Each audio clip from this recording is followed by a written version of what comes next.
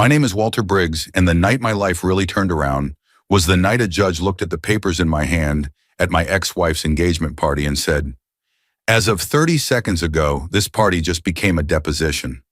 That was the first time I ever saw Lori's smile fall right off her face. But that night only made sense because of the day everything fell apart. The morning my divorce was finalized, Lori drove off in my truck with my house keys on her keychain.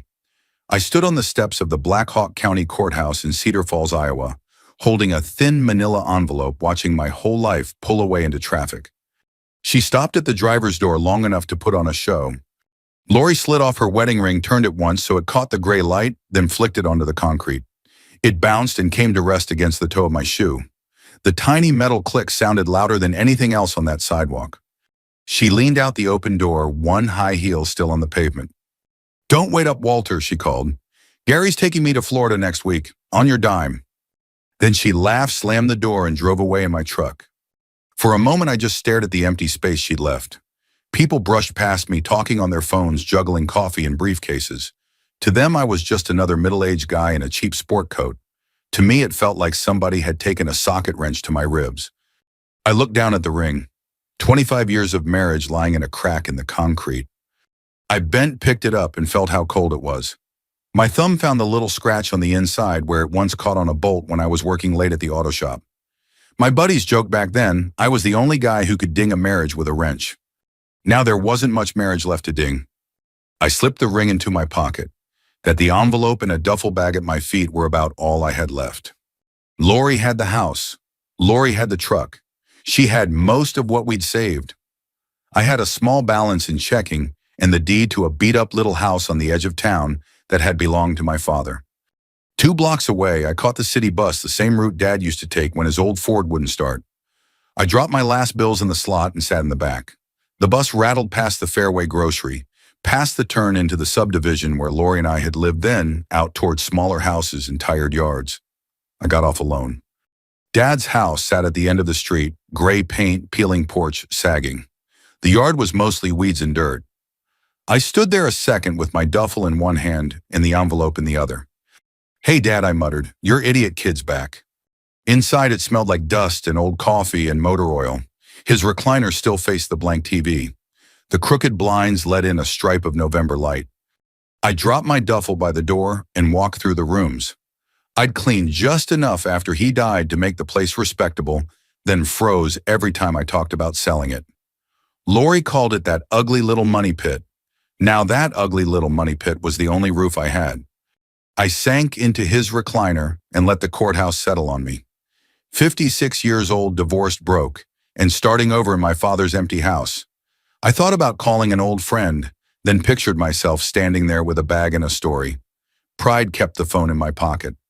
After a while, I dozed off. When I woke up, my neck hurt and the light had shifted. I pushed myself out of the chair and decided if I was going to stay even for one night, I'd better at least straighten up. I started in Dad's bedroom. Same old dresser, same alarm clock frozen at 6:12. His work shirt still hung in the closet. I pulled a couple down and folded them. The top dresser drawer held socks and old receipts. The second had a few photos Mom in her church dress before the cancer me with a bad haircut. The third drawer stuck near the back, then thumped with a dull sound when I tried to close it. Something about that sound was wrong. I pulled the drawer all the way out and set it on the bed. The bottom of the dresser was rough wood except at the back where a strip looked different. When I ran my fingers along it, I felt the edge of old duct tape. My pulse picked up. I peeled the tape away and found an envelope lying flat against the wood. My father's blocky handwriting was on the front. "For when life knocks you flat." I sat on the bed with that envelope in my hands. Dad was not a note-writing man. He was more of a, here's a wrench, figure it out type. Seeing that line in his hand felt like he'd reached out from the grave and poked me in the chest. I tore it open. Inside was a debit card from Cedar Falls Community Bank. Old logo edges a little warped but solid. No letter, no instructions, just the card and those 6 words on the envelope. "Okay," I said out loud. "Let's see what you did, old man." I slid the card into my wallet, grabbed my coat, and stepped back outside. The sky was low and flat, that Iowa gray that always made Dad say it was a good day to be inside turning wrenches. The bank wasn't far.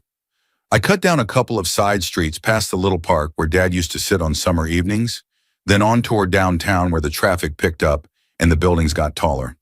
Cedar Falls Community Bank and Credit Union sat on the corner brick and glass, the same place Dad had cashed his paychecks for 30 years.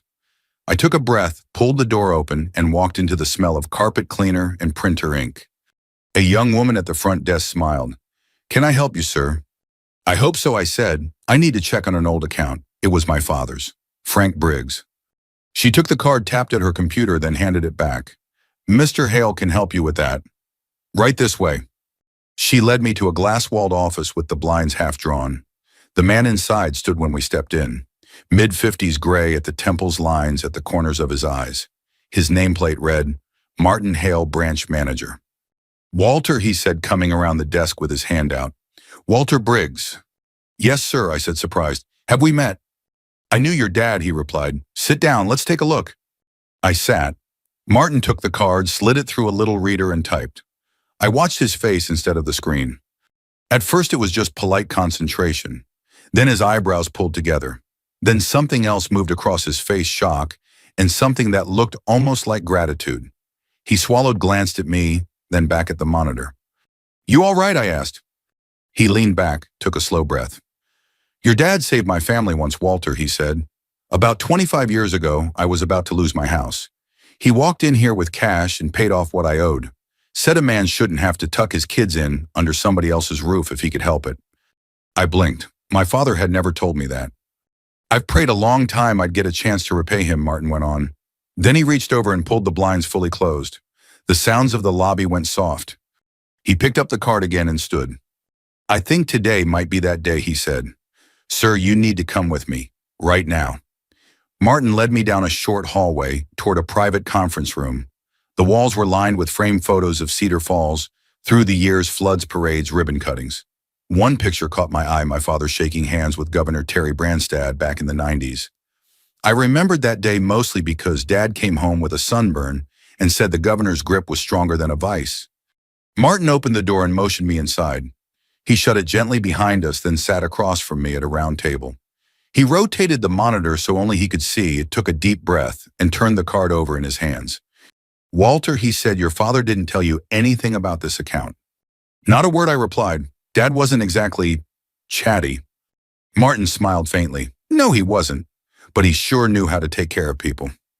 He tapped the keyboard and glanced at the screen again. "So what I'm about to show you may feel overwhelming." At that point, I'd prepared myself for a few $100s, maybe 1,000 if Dad had been squirreling away something for emergencies. But nothing could have prepared me for what Martin finally turned the screen toward me to see. The balance, $1, 802 944 56. I stared at it. My eyes watered, not because I was emotional, I just couldn't get them to blink. My throat tightened, and all that came out was, that can't be right. Dad changed his own oil to save $10. He also loaned folks money quietly for decades, Martin said. Small loans. 500 here, 1,000 there. People paid him back when they could, and when they couldn't, he never turned the screws. He believed in letting people get back on their feet. I shook my head. Dad never said anything. He didn't want praise. Martin folded his hands. But he kept records, impeccable records, and the returns on a few investments he made in the early 2000s did very well. I leaned back in my chair. For the first time since the divorce, something warm moved inside my chest, a kind of astonished gratitude mixed with loss. Walter, Martin continued, "I need to explain one thing. This account has restrictions on it. Your father set them up when his health started failing." "Restrictions like what?" "You can't access the funds, not yet. The ownership transfer requires estate paperwork, probate documents. We'll need death certificates, notarized forms, things typically kept with your household records." I let out a breath. Lori took all the household records, every file cabinet, every banker's box. Martin winced. "Do you think she'd cooperate?" I gave a short, humorless laugh. "Martin, that woman threw her wedding ring at me in front of the courthouse. Cooperation's not her brand." He nodded, sympathetic. "Well, then you'll have to find another way to gather what's needed." My stomach dropped as the reality settled in. A fortune was sitting there, my father's legacy, but I was locked out because of one cardboard box in a garage I wasn't allowed to enter. Walter Martin said quietly, "Your dad set this up for you. Not for her, not for anyone else. For you. That means there's a way through this." I wished I believed that. When I left the bank, the sun had dipped behind clouds. The air had that November chill that sneaks under your coat. I walked back toward Dad's house trying to figure out my next move. Utilities there were still off. I'd need to fix that, but even that cost money I didn't have.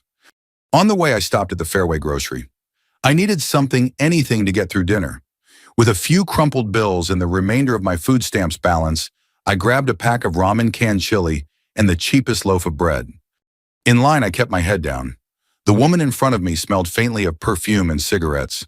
Behind me, carts clicked and bumped in a steady rhythm. Then I heard a voice I recognized. "Walter, oh my goodness." I glanced up. It was Elaine Carter, the wife of a buddy I used to work with. She looked me up and down, then at the food stamps in my hand. I heard about the divorce, she whispered, but loud enough the whole line could hear. "So sorry you're here." I swallowed hard. People shifted. One guy pretended not to look at me, which was somehow worse than staring. I felt my ears burn. The cashier scanned my cheap items without a word. When I stepped outside, the cold hit harder. Humiliation has a way of making the wind sharper. I walked the long way home trying to shake off the shame, but it hung on me like the smell of grease after a long day at the shop. When I reached Dad's house, the place looked even more tired than usual. Paint-peeling porch, sagging mailbox dented. I sat on the front steps and rubbed my forehead. I needed help, but I didn't know who to ask. That evening, desperation pushed me to the VFW Post 1623, a squat brick building with a faded flag flapping in the wind. Dad spent half his evenings there after Mom passed. I hesitated at the door, then pushed it open. Inside smelled like old wood popcorn and spilled beer. A few regulars played cards at a corner table. Behind the bar, my father's old friend Harold Jensen polished a row of glasses. "Walter Briggs," Harold said, setting the towel down. "Well, look what the cat dragged in." "Hey, Harold," I said. "Didn't expect to be back here, but figured I might as well sit somewhere that doesn't feel empty." Harold poured a beer and slid it over. "Your dad would have wanted you here." We talked for a bit, mostly about nothing. Then Harold leaned in and told me a story I'd never heard. "Your old man once paid my overdue gas and electric bill," he said. "Never asked for it back. Told me, just don't give up on yourself." That's who he was. I stared at the foam in my beer. I don't know if I've got much left to give up on. Harold shook his head. "You've got more in you than you think." When I finally walked back home, I felt a strange mixture of exhaustion and resolve. Dad had helped that many people. Why hadn't he asked for help himself? Why had he kept so much hidden? Back at the house, I started rummaging again, this time with purpose. I checked under drawers, behind shelves, under loose boards. That's when I heard a hollow sound beneath the bed. I pulled back the old frame and found a loose floorboard. Under it was a small metal key attached to a worn tag. Storage Unit 47. Beside it lay a photograph, Dad shaking hands with Governor Branstad at that Fairway ribbon cutting in '94. But under the photo was a sealed envelope, yellow with age, with Dad's familiar block letters. "If Lori ever hurts my boy, give this to Judge Cole." A chill rolled down my spine. Dad had known, maybe not everything, but enough. And for the first time since the courthouse steps that morning, I felt something spark inside me. A direction, a thread, a chance. The next morning I woke before the sun, sitting in Dad's recliner with a crick in my neck and the faint smell of old motor oil in the air. The key I'd found, Storage Unit 47, sat on the coffee table beside the envelope, meant for Judge Cole. I stared at the two items for a long minute. "Okay, Dad," I whispered. "Show me what you were hiding." I put on my coat, picked up the key, and grabbed a flashlight from the kitchen drawer. The November wind cut through my jacket as I stepped outside. I walked past quiet houses and bare trees until I reached the Cedar Falls storage facility on the edge of town, a row of corrugated metal units behind a chain-link fence. The manager wasn't in yet, but the gate code still worked. Dad must have kept payments up until he died. I found Unit 47 near the back, same dull beige color as the rest. The key slid into the lock smoothly, like it had been waiting for me. Inside, the cold air smelled of cardboard dust and my father's life. Shelves lined the walls, each stacked with boxes labeled in his familiar handwriting. 1998 loans, 2003, notes, receipts, tools. At the center sat a metal lockbox, heavy and dented. For a long moment, I just stood there. This was the closest I'd felt to my father in years. I knelt and opened the first box.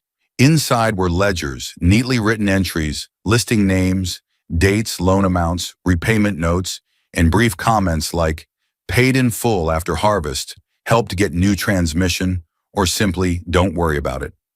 Page after page, dozens of names. Folks I recognized from around town. Some I'd worked with at the shop. Some who pretended not to see me at Fairway the night before. All of them helped by my father when they were down. I flipped through the ledgers until one page caught my eye. The name at the top made my stomach jolt. Gary Nolan, $1,500 loan, 2009. Next to it, in Dad's handwriting, never repaid. Signature on repayment slip does not match. So Gary had been a problem long before he slithered into Lori's life. I dug deeper through the shelves until I found the metal lockbox. It was heavier than it looked. The latch stuck before it finally popped open. Inside were three things I never expected to find together. 1. A stack of documents with Lori's name all over them. There were credit card statements showing balance transfers, forged signatures, checks written from my account for purchases. I didn't recognize designer clothes, a hotel reservation in Des Moines spa weekends. Some papers were signed with a shaky version of my handwriting. Good God, I breathed. She was draining me dry long before the divorce. 2. A revolver, wrapped in an old shop rag, cold and heavy. Dad's old .38. I lifted it just enough to feel its weight.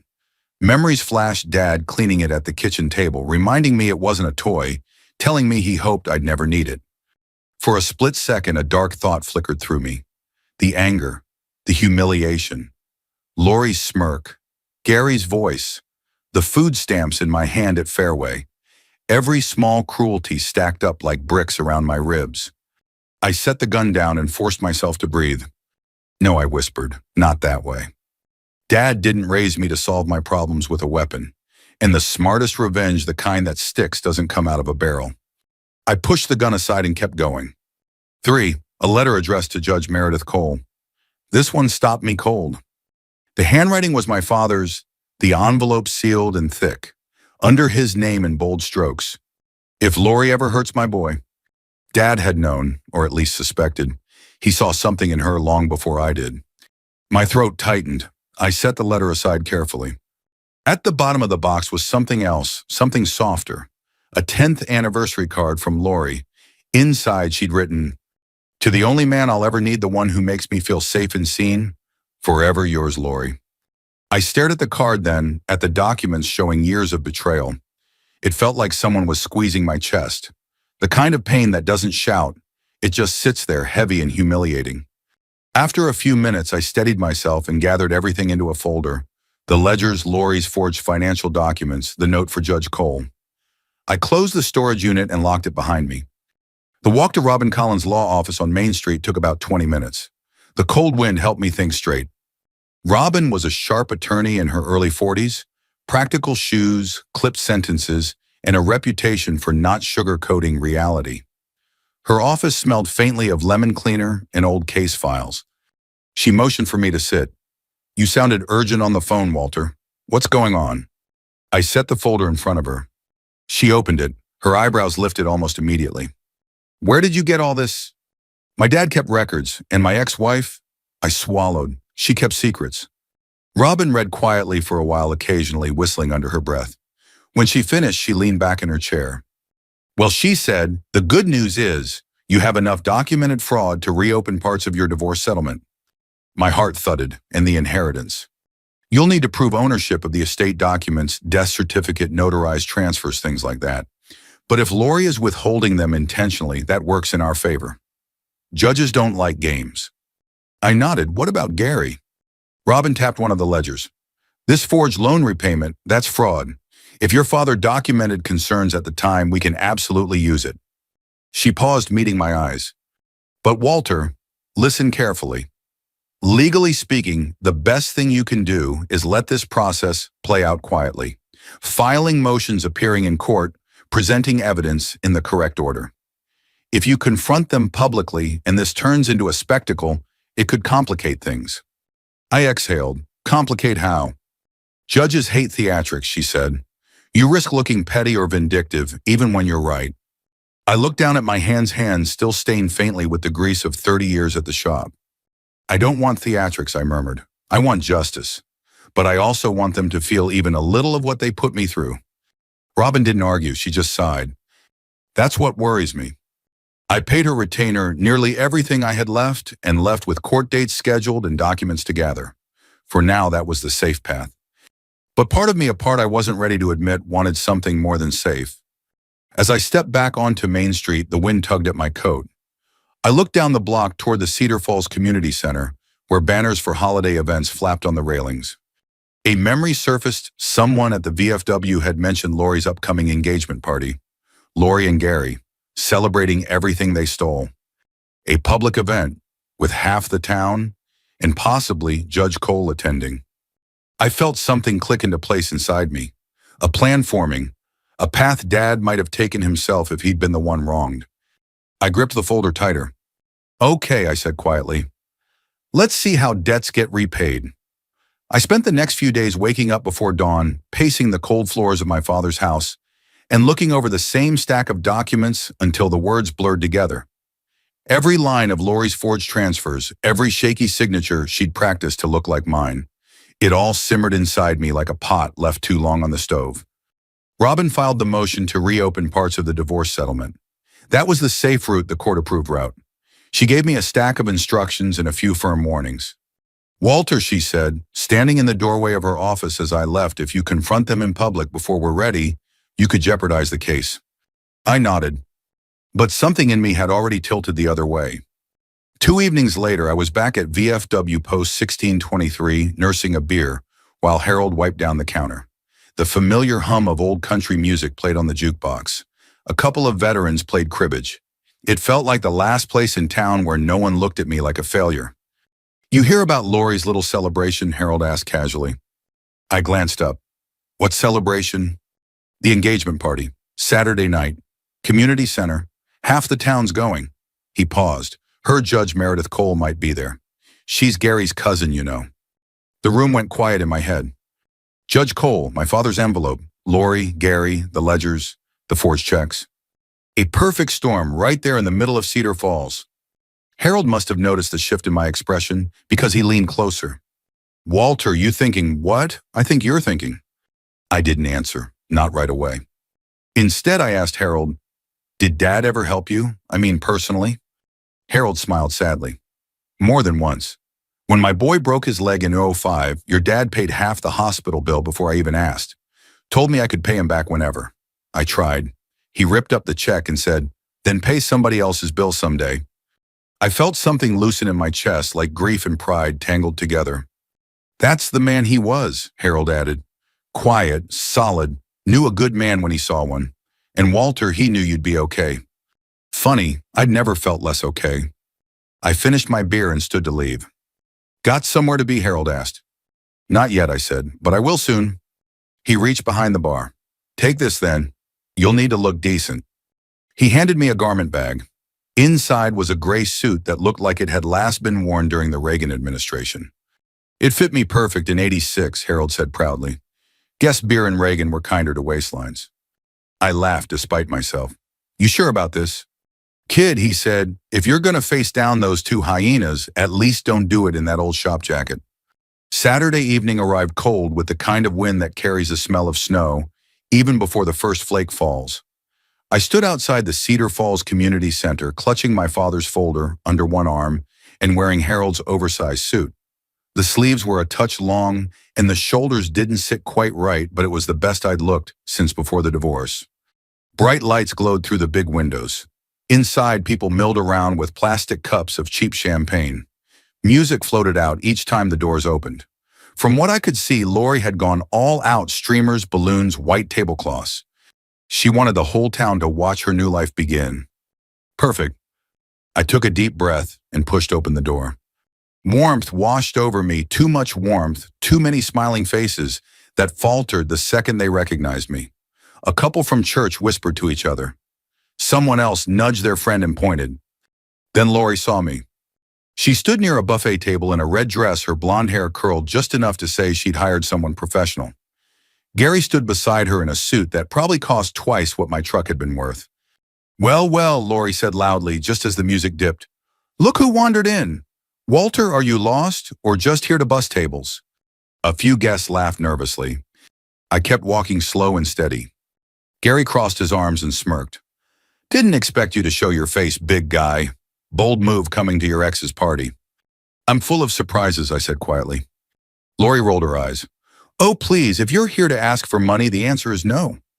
I felt a small shift around me, people inching closer, sensing trouble. Then Gary's gaze dropped to the folder under my arm. His smirk faltered, just a hair but enough. What's that, he asked, voice tightening. Something your cousin might want to see, I said, glancing past him to where Judge Meredith Cole stood talking with a group near the punch bowl. Gary's face drained. He grabbed Lori's arm and hissed, I thought those ledgers were destroyed after his dad died. Lori froze, her smile cracked. The room buzzed with murmurs. It was time. I stepped closer to them, calm as I'd ever felt. You spend long enough being humiliated, and something inside you changes. It stops hurting. It starts sharpening.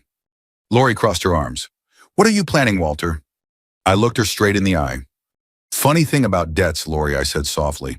Some take 10 years to come due, with interest. Silence rolled through the party like a wave. Then I turned to Judge Cole, who'd heard every word, and extended the folder. Ma'am, I said, I think these belong with you. Judge Meredith Cole didn't take the folder right away. First, she looked at me, really looked at me like a school teacher, deciding whether the kid standing in front of her had lit the fire on purpose or just found it. Then she nodded once and reached for the folder. Thank you, Mr. Briggs, she said. Her voice was calm, but it carried the kind of authority that could quiet a marching band. Lori tried to laugh it off. Oh, come on, Meredith, this is just Walter being dramatic. You know how he gets, always looking for sympathy. Judge Cole lifted a hand, silencing her.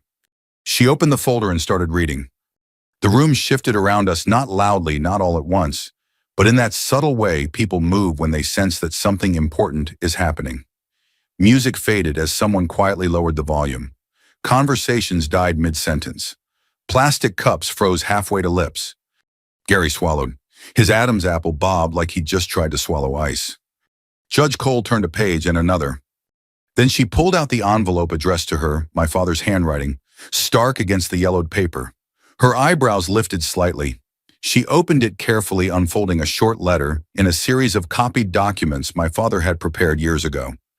When she finished, she set everything on the table beside her and looked straight at Gary and Lori. Well, she said I wasn't expecting to work tonight, but here we are. Lori let out a shaky laugh. Meredith, seriously, this is just... Be quiet, the judge said without raising her voice. You could have heard a pin drop. Then Judge Cole stepped forward and delivered a line I will remember until the day I die. As of 30 seconds ago, this party just became a deposition. Everything you two say from this point on can and will be used in court. Somebody call the sheriff, my cousin Gary's night just got expensive. A ripple went through the room, half shock, half glee. Folks pretended not to stare, but they stared anyway. Lori's face turned the color of old chalk. Gary looked like a kid caught stealing candy from the church fundraiser. That's ridiculous, Gary sputtered. These documents aren't even... Judge Cole held up one page between two fingers. This, she said, is a check written from Walter's account for the exact amount of your engagement ring. And this, she held up another page, as a hotel receipt for a weekend trip you two took while Walter was still paying the mortgage. People gasped. It wasn't a loud gasp, more like a collective intake of breath. And this, she added, turning to the ledger page, is your forged signature on a repayment slip your father documented years ago. A forgery you apparently thought you could outrun. Gary opened his mouth, but nothing came out. Lori stepped forward, reaching for the documents. You can't use those. Judge Cole moved the folder out of her reach. Touch these and you'll be adding tampering to your list of problems. Across the room, someone quietly called the sheriff's office. A couple of guests backed away from Lori and Gary like they were contagious. I just stood there, hands at my sides, feeling something I hadn't felt in months, maybe years. Steadiness, dignity, my father's presence. The judge finally turned to me. Mr. Briggs, she said, I will need you to bring these documents to the courthouse Monday morning. We'll begin formal proceedings immediately. Yes, ma'am, I said. And Walter, she added quietly so only I could hear. Your father was a good man. He helped me once too. You're honoring him tonight. My throat tightened, but I managed a nod. The sheriff's deputy arrived 10 minutes later. He didn't arrest anyone right then, but he did escort Gary and Lori to a side room for questioning. The party dissolved into awkward goodbyes and whispered commentary. People shook my hand on their way out, some apologizing for the things they hadn't said earlier, some just giving me a nod of respect. By the time I stepped outside, snow was falling, thin, soft flakes swirling under the streetlights. I breathed in the cold air and felt lighter. For the first time since the divorce, the world didn't feel like it was closing in on me. The next several weeks moved fast. The judge reopened the divorce case. Lori's forged signatures were undeniable. The fraudulent transfers were traceable. And with Robin's help, I finally accessed the probate documents needed to claim my father's account. The court returned my house, my truck, and every asset Lori had siphoned off behind my back. Lori ended up with a significantly smaller settlement, one that matched her actual contributions, not the fantasy she'd inflated. Gary faced charges for the forged repayment slip and several other discrepancies Judge Cole found in Dad's records. Justice, I learned, can move slowly, but when it arrives like winter, cold, clear, and honest. A month later, on a quiet Tuesday, I walked into the VFW Post 1623 carrying a simple white envelope. Inside was a small donation from my father's account, enough to pay off a few overdue bills for veterans in the community. Nothing flashy, nothing public. Just the kind of thing Dad would have done. I handed it to the post commander. No note, I said. Just use it where it counts. He nodded, squeezing my shoulder. Frank would be proud, Walter.